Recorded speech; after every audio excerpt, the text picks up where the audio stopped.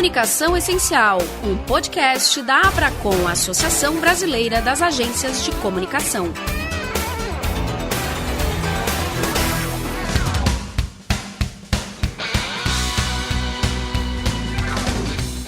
Olá, pessoal. Sejam bem-vindos ao podcast Comunicação Essencial da Abracon, Associação Brasileira das Agências de Comunicação.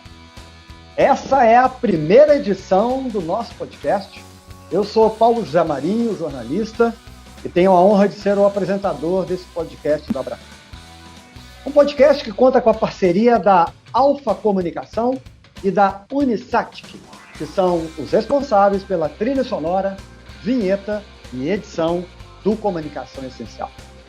Aqui nesse espaço vamos discutir temas importantes do universo da reputação e da comunicação corporativas, das relações públicas e do marketing institucional.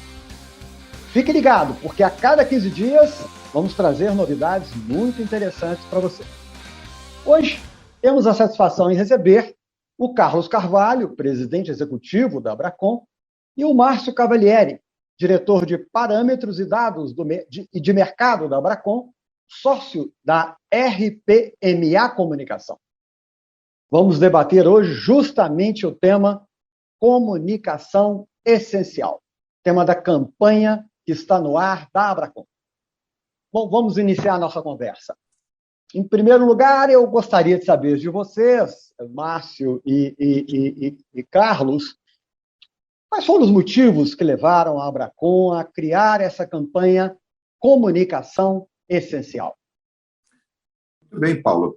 Bom, bem-vindos e bem-vindas aí os nossos ouvintes do podcast que está chegando ao mercado aí, o podcast Abracon.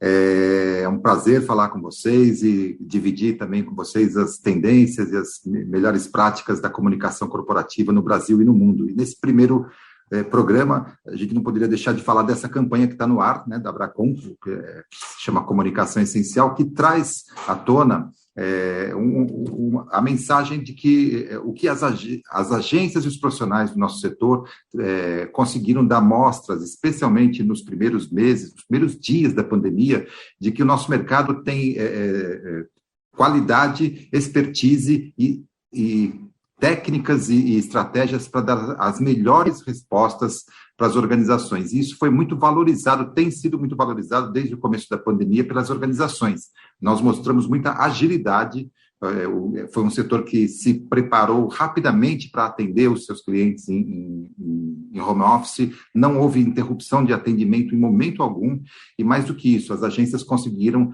ajudar empresas que estavam fechadas por conta das restrições devido à pandemia, que estavam fechadas, estavam com suas portas fechadas, estavam com seus escritórios fechados, e nós vimos o movimento do nosso mercado para ajudar seus clientes a manter as organizações em conexão com todos os seus públicos. E isso foi muito importante, e foi aí que nasceu a palavra essencial. A gente ouvia no mercado as pessoas dizendo, olha, o cliente está percebendo que nós temos sido essenciais.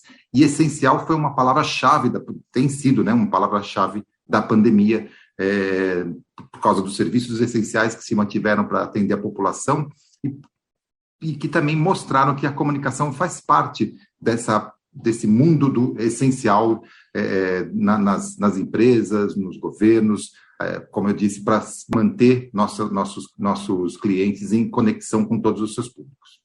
Excelente, excelente. E quais são aí, Carlos, essas principais ações e projetos dessa campanha? A campanha já vinha desde de setembro colocando no ar a palavra essencial, né, através de postagens nas redes sociais, nos canais da própria Abracon, chamando os associados para difundir esse tema. E a partir agora de outubro, né, estamos colocando no ar esse podcast, vídeos com depoimentos dos associados, de clientes, mostrando a ligação entre a comunicação e esse mundo da essência, do essencial. Então, nós estamos usando todas as mídias digitais possíveis, também fazendo inserções em veículos do trade de comunicação e buscando chegar em públicos mais amplos aí que nós queremos atingir com a campanha. Qual a duração dessa campanha, Carlos? Vocês estão prevendo? Nós estamos começando com 2 meses de muita intensidade, tentando que esse tema, buscando que esse tema seja assimilado e difundido pelos nossos associados e por empresas, especialmente pelos profissionais. Isso lembra muito uma campanha anterior da Abracom, se chamou Somos Todos Comunicação Corporativa, em que a gente difundiu o orgulho de pertencer a esse mercado. Agora nós queremos mostrar que esse mercado atende às expectativas e às necessidades dos seus clientes, trazendo conexões, trazendo estratégias, mantendo as marcas em evidência. E essa é a nossa convicção. Então, é uma campanha que, agora entre outubro, novembro, até o final do ano, ela vai ter uma intensidade e depois a gente entende que ela vai sendo assimilada pelo mercado. Maravilha. Então, assim, algumas metas assim que vocês têm ideia do que pode... do que já pode gerar, que tipo de resultado, de metas que vocês podem ter aí? A gente tem alguns públicos de interesse, Definimos os CMOs, os gestores das organizações, a alta direção das organizações, os profissionais de compras, aqueles que contratam os serviços de comunicação, para podermos mostrar a esse público o valor do nosso mercado, como as agências de PR têm importância fundamental na construção de imagem e no zelo pela reputação. Reputação, acho que o Márcio vai falar bastante sobre isso, é um dos principais ativos hoje de qualquer empresa.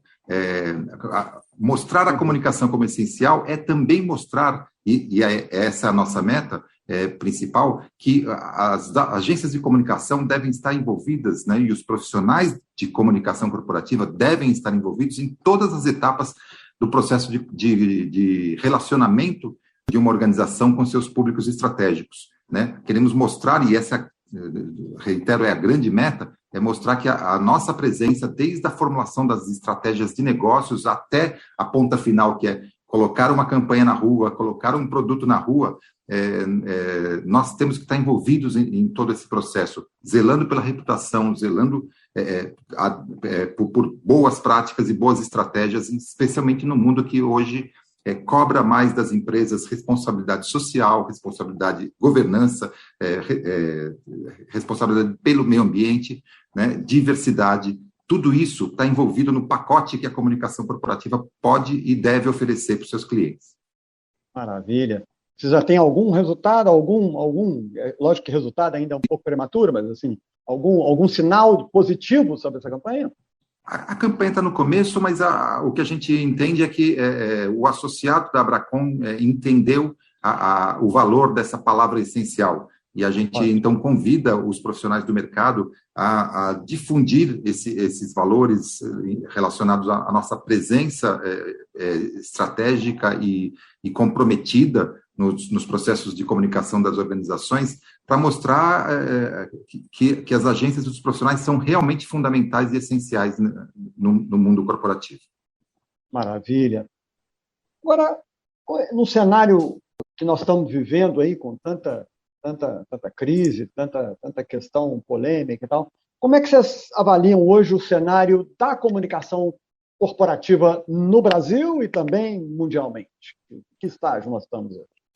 Paulo, tudo bem? Márcio Cavalieri, queridos ouvintes, prazer todo meu participar dessa edição inicial, desse projeto tão bonito, que espero que tenha longa vida aqui com a gente, Te falar um pouquinho, na verdade, o que eu penso, o que a gente tem conversado muito, entre pares, entre clientes, a gente passou um momento de fragilidade muito grande, por conta da pandemia, um momento de repensar muitas questões, questões relacionadas a hábitos de consumo, questões relacionadas à necessidade ou não de determinado produto e serviço. E o que a gente percebeu, de fato, é que a comunicação nesse aspecto, ela foi um elemento fundamental para 2 coisas principais, Primeiro ponto é a reconexão, reconexão das marcas, das organizações com seus colaboradores, com seus clientes, porque num determinado momento que todo mundo se isola, nós tivemos realmente uma questão de, cadê os eventos, Eu não consigo mais ver o meu cliente, eu não consigo mais sentar para almoçar com o meu cliente, eu não consigo ter uma agenda que não seja a agenda né, da pandemia, podemos dizer, nos primeiros meses, né, onde todo mundo foi trabalhar a questão de o que eu posso fazer para esse cenário que é tão complicado, né, que é tão delicado, de pessoas morrendo, de UTIs lotadas. Então, nós vimos que as marcas, naquele momento, tiveram que mudar a sua estratégia radicalmente, né, no sentido de que não é momento de falar, né, de oferta, de falar de produto, de falar de negócio, é momento de falar de ajuda, de solidariedade, de apoio. Então, a comunicação ela foi essencial para essa reconexão, né? E o outro lado que eu vejo, né, falando um pouquinho da perspectiva mundo também Brasil, o outro lado foi a questão do mostrar de fato para que as empresas existem, né? A gente sempre discute a questão do propósito, de uma causa, mas de fato a comunicação ela trouxe aí um ferramental para que as empresas pudessem se mostrar por que elas ainda estão no mercado, por que elas existem, né? Tem até um estudo aí do Kantar realizado em 2020, né, nos primeiros meses da pandemia, mostrando que 90% dos brasileiros que foram entrevistados gostariam de saber das marcas que são as marcas que eles consumiam na ocasião, qual era o novo normal dessa marca, né? Qual é a utilidade dela pós-pandemia? Porque, de fato, muitas pessoas passaram a questionar, né, o tipo de produto ou serviço que elas consumiam.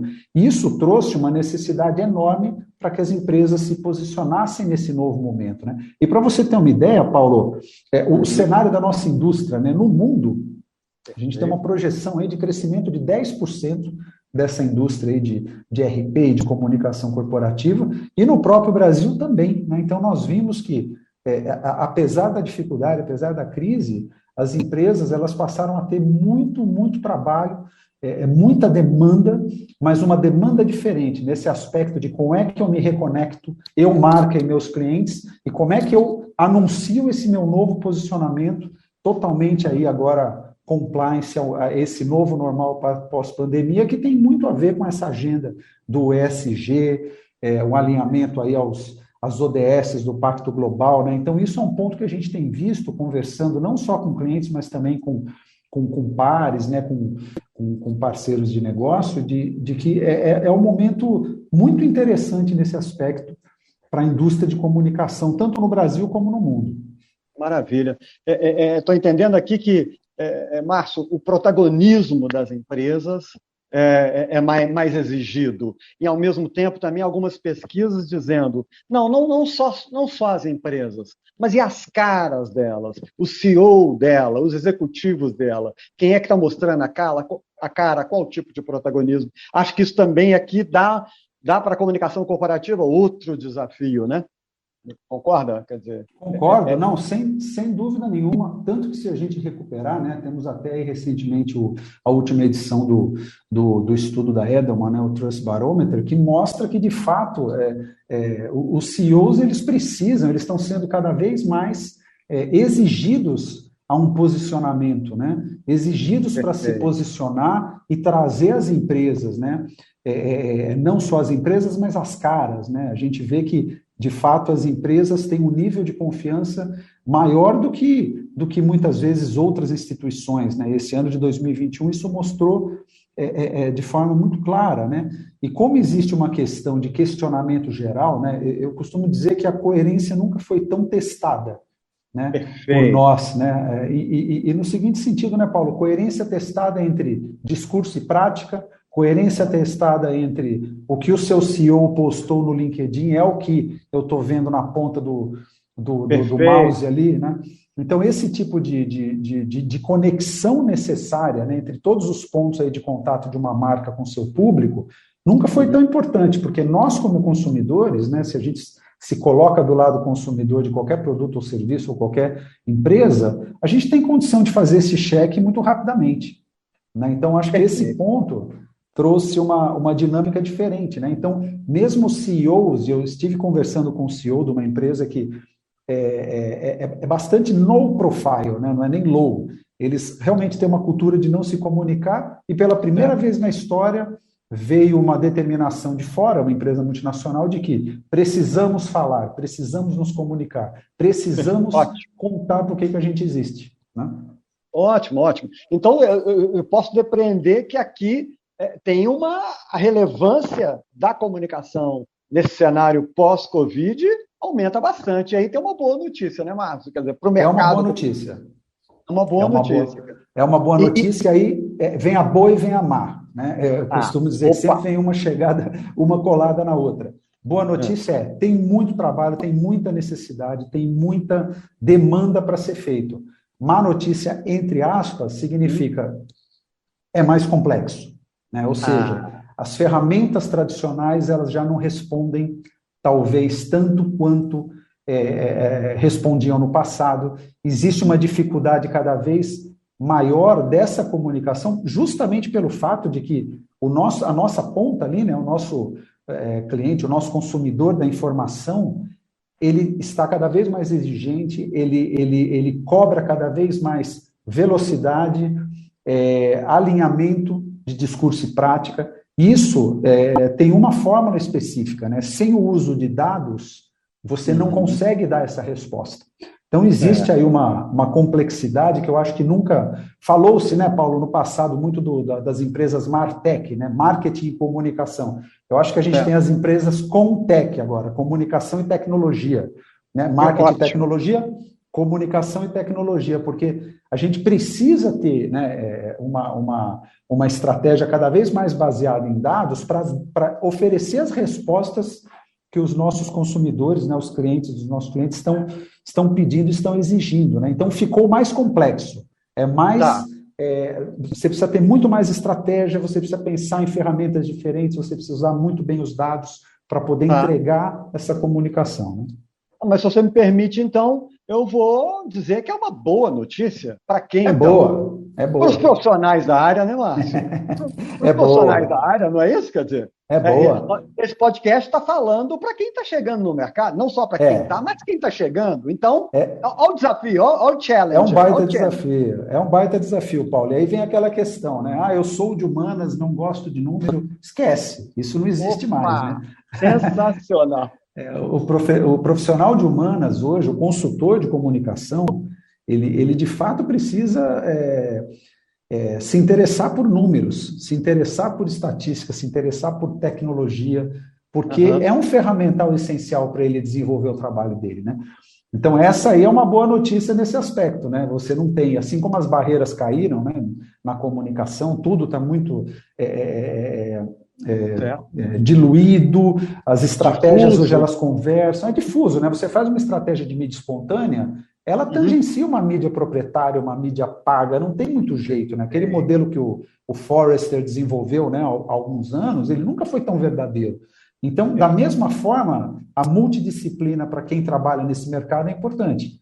Né? Antes, como comunicadores, a gente tinha ciências humanas, né, muitas línguas. Hoje a sociologia, a antropologia, né, os conhecimentos mais aí das humanas, aí, não, você tem uma parte técnica muito importante também, né? As exatas, elas entraram com tudo nas agências. Né?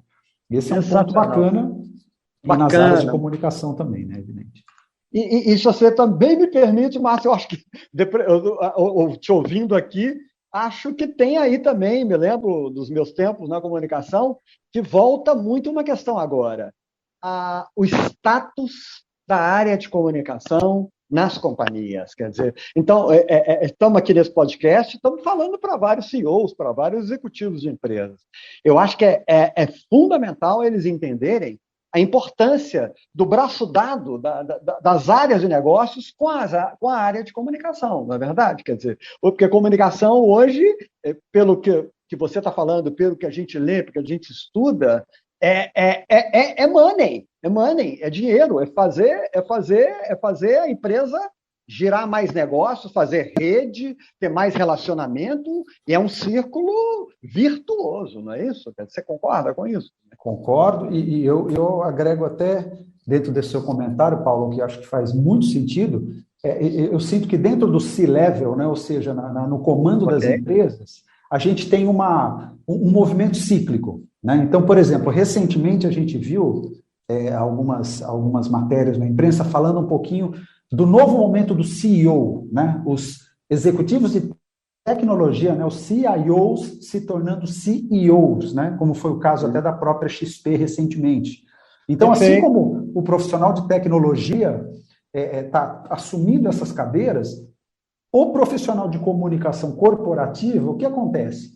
Ele trabalha muito próximo ali com o par dele, né, com o CMO. Né? Então, temos o CCO, né, o CMO, mas, na verdade, o que tem acontecido? Né? Quando a gente vê essa questão, eu costumo dizer que o CMO ele sempre falou muito no funil de vendas, né? Na questão de como você gera negócio, você traz vendas, você coloca um produto, você trabalha campanhas pensando, né, nessa questão para fora. E a comunicação corporativa, ela às vezes não era enxergada, porque a reputação, ela tem um colchão ali que é escondido muitas vezes, mas que se aquele colchão é furado, você sabe, veio desse mundo, você viveu isso na pele muitas vezes, né?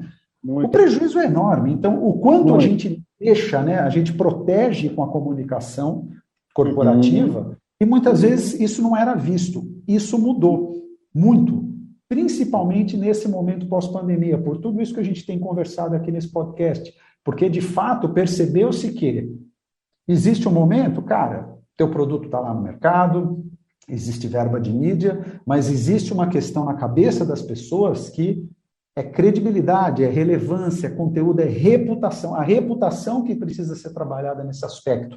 Porque senão, não adianta você ter toda uma estratégia de go-to-marketing, um excelente produto ou serviço, uma marca vistosa, se essa marca não conecta causa e posicionamento.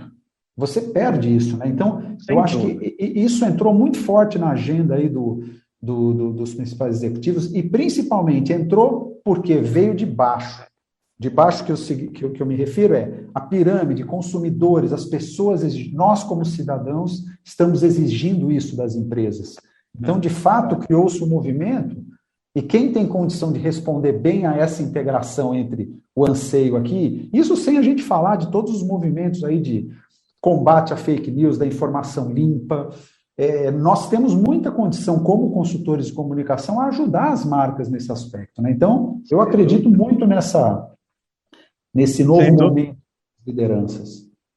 E acho também, Márcio, que nós, consultores de comunicação e as agências de comunicação, junto com as lideranças de comunicação nas empresas, podem também contribuir muito na medida em que as empresas também se colocam muito em xeque, se apresentam mais, essa cultura, esse propósito das empresas precisa estar muito bem endereçado.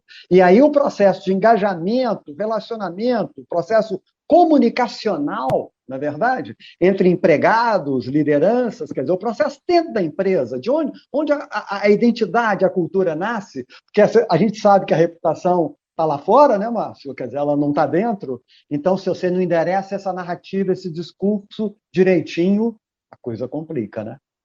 Perfeito, perfeito. Acho que aí você tocou num ponto, Paulo, muito relevante, né? Que criou-se nesse momento, né? Evidentemente, a gente não pode tomar isso como base, né? Porque a maior parte das empresas no Brasil, por exemplo, trabalham em locais, né? Os profissionais precisam ir ao local, né? Quem trabalha no hospital, está ali no hospital, uma fábrica, mas muitos passaram a trabalhar num modelo isolado, né? Não podemos chamar isso de home office, mas foi um home office forçado, e o que a gente tem visto é uma dificuldade muito grande da criação da cultura, né? Da criação da cultura, do engajamento, exatamente esse ponto que você falou. E pensa, se você não tem a tua equipe, a tua empresa, né, teus colaboradores como os primeiros embaixadores da sua marca, como é que você tem força para ir para fora, né? Então, nesse aspecto, a comunicação também trabalhou muito como um amálgama para procurar conectar essas pessoas, né? Conectar esses colaboradores que muitas vezes nem se conheceram, né? As pessoas foram contratadas nos últimos 18 meses, tem muitas pessoas que não se viram pessoalmente ainda. Então, imagina a situação, como é que você cria, né, uma cultura corporativa à distância, né? Qual que é a dificuldade de um profissional hoje que trabalha em casa, na sua telinha, de trabalhar na empresa A, B, C ou D?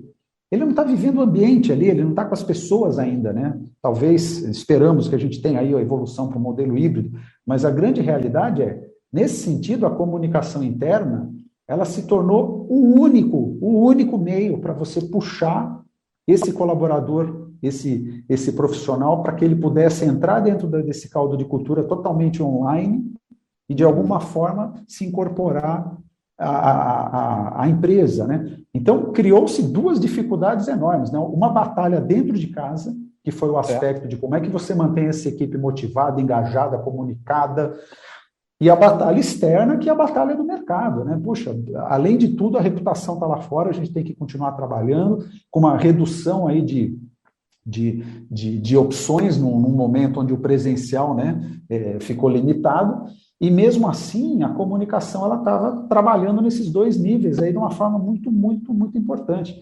Você vê, é muito interessante ver como até algumas matérias aí há alguns meses trouxeram isso, né? A dinâmica dos CEOs para se comunicar com as suas equipes, né?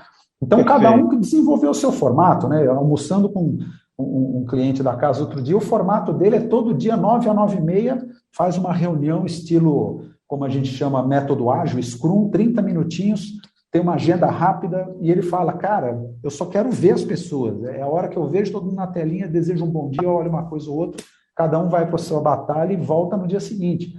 Então, cada um criou uma forma, mas isso é uma forma também. E aí vem um lado muito interessante, que eu acho que as lideranças que eventualmente ainda não tinham uma dinâmica de comunicação com suas equipes tão forte, perceberam a importância disso. Esse é um dos legados que eu considero extremamente positivo, a importância de você estar presente, de você se comunicar, porque quando você está fora do ambiente físico, isso praticamente questão de vida ou morte. No ambiente físico você está lá, está se olhando. Então criou-se também uma quebra de paradigma nesse sentido, que eu acho que é muito, muito benéfica, pensando na questão da importância da comunicação para os negócios, independentemente do setor de atuação ou da indústria. Sem dúvida. Eu acrescentaria aí, Paulo e Márcio, até para quem está nos ouvindo aí, buscar nos nossos canais da Abracom os conteúdos do nono verso e reverso da comunicação interna, que é um evento que a gente faz anualmente e que neste ano foi dedicado à gestão de comunidades internas, assim, com experiências muito interessantes, justamente desse ponto de vista que o Márcio estava falando agora, de como as organizações conseguiram criar novas lideranças, criar pontos de conexão e de engajamento dos profissionais para se manterem vivas, né? Para se manterem atuantes e conectadas ou, como disse o Márcio, reconectadas com o mundo dos clientes, enfim, dos relacionamentos. E eu queria chamar a atenção para um outro ponto. Saiu no final de setembro o Radar CMO do Meio e Mensagem, que houve os CMOs de grandes organizações, e com as tendências do investimento em mídia, de como tem a ver com o que a gente está falando aqui, essa tendência que está apontada para 2022. Porque 83% das organizações indicam que vão investir mais em comunicação, em mídias digitais, né, nos veículos de internet. 79% dizem que vão investir mais em redes sociais. Nessas duas faixas aí, ninguém vai reduzir investimento para 2022, apesar das incertezas que a economia ainda traz. Live marketing e eventos têm aumento também previsto de mais de 50%. Enquanto isso, as mídias tradicionais, todas elas, têm previsão de redução. A gente sabe que os canais tradicionais, o próprio jornal impresso, as TVs, os canais de notícias tiveram uma relevância muito grande sob certos pontos de vista durante o auge da pandemia.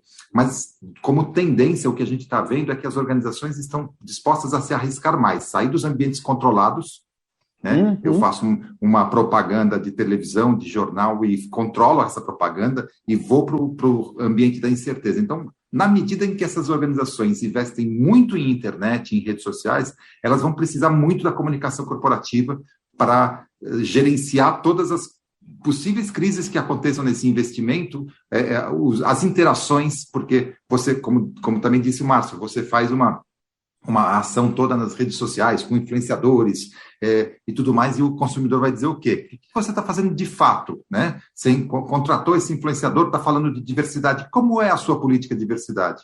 Né? Como é a sua política ambiental, de governança, de investimento social? Então, essas tendências da publicidade dizem muito a respeito também às tendências que virão na área de comunicação corporativa e a gente chama atenção para quem está nos ouvindo.